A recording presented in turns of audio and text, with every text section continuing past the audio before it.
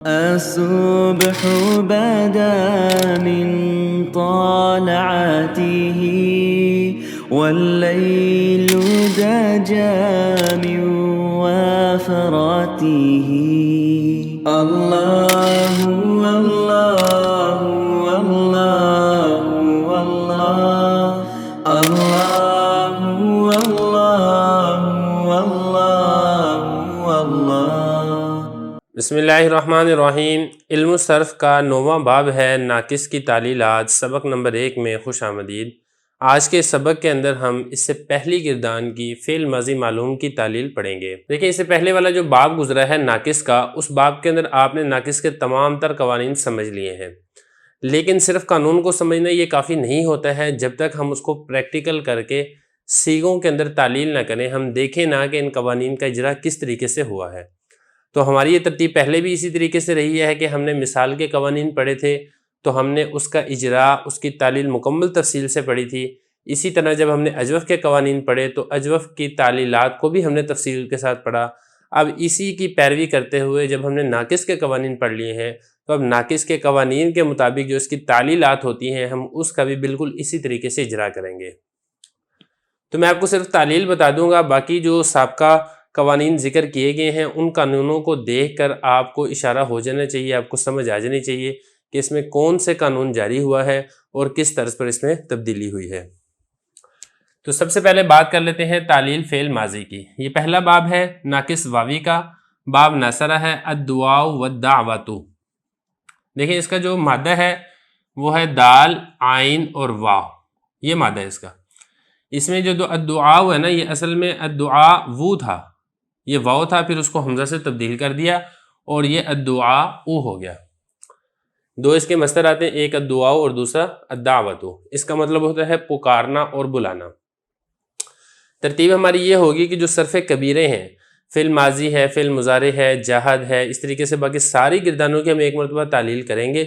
اس کے بعد پھر انشاءاللہ جو صرف صغیر ہے ہم اس کو حل کریں گے. تو سب سے پہلے بات کر لیتے ہیں فعل ماضی معلوم کی.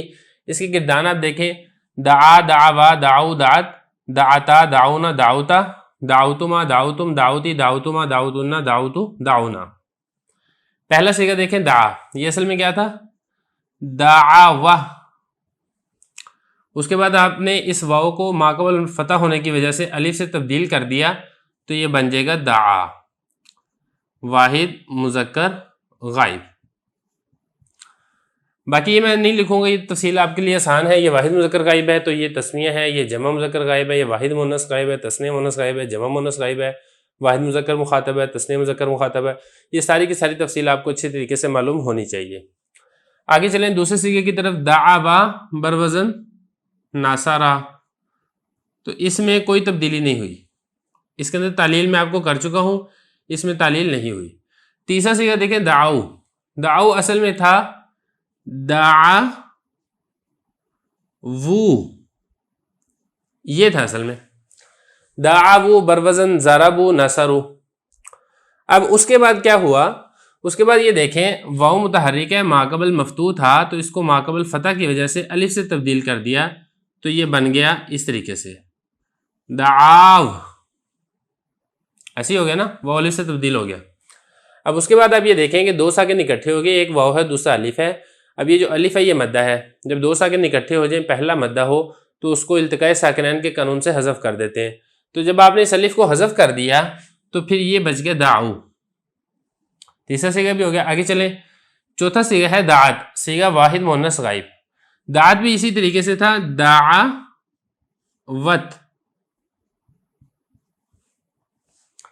دعوت بروزن فعلت نصرت. اب اس میں کیا ہوا؟ اس میں واو متحرک ماقبل مفتوح تھا، اس کو ہم نے الف سے تبدیل کر دیا تو یہ بن گیا دعات، اس طرح. اب اس کے بعد دو ساکن اکٹھے ہو گئے، تا اور الف. پہلا ساکن الف مدہ تھا، التقاء ساکنین والے قانون سے گر گیا تو یہ پیچھے یہ بچ گیا دعات. چوتھا صیغہ بھی ہو گیا. اب آگے چلیں پانچواں صیغہ دعاتا. دیکھیں جو دعا تھا یہ اصل میں کیا تھا؟ دعوتا.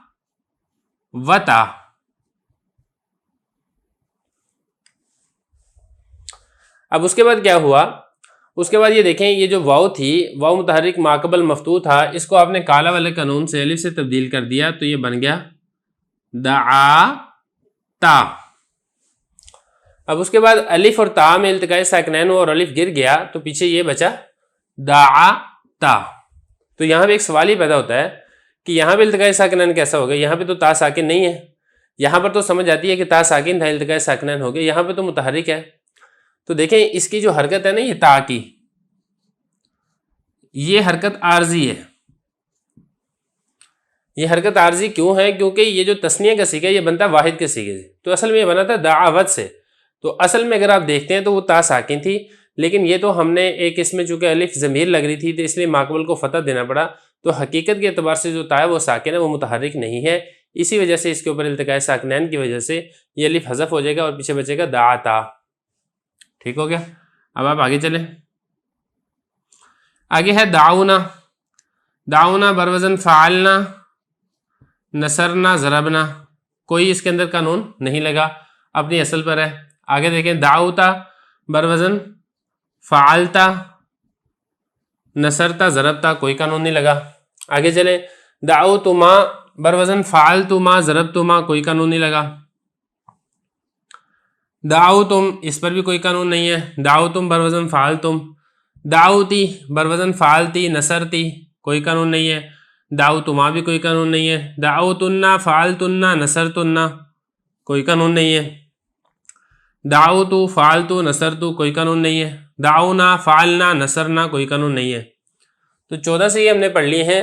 14 صیغوں کے اندر جو قوانین جاری ہو رہے ہیں وہ ایک اس میں پہلے میں جاری ہوا، تیسرے میں جاری ہوا، چوتھے میں جاری ہوا، پانچویں میں جاری ہوا۔ اس کے علاوہ باقی کسی صیغے کے اندر تعلیل نہیں ہوئی ہے، باقی سارے صیغے صحیح کی طرح ہیں۔ تو فعل ماضی معلوم کی تعلیل ہو گئی ہے۔ اگلے سبق میں ہم اسی طریقے سے فعل ماضی مجہول کی تعلیل پڑھیں گے۔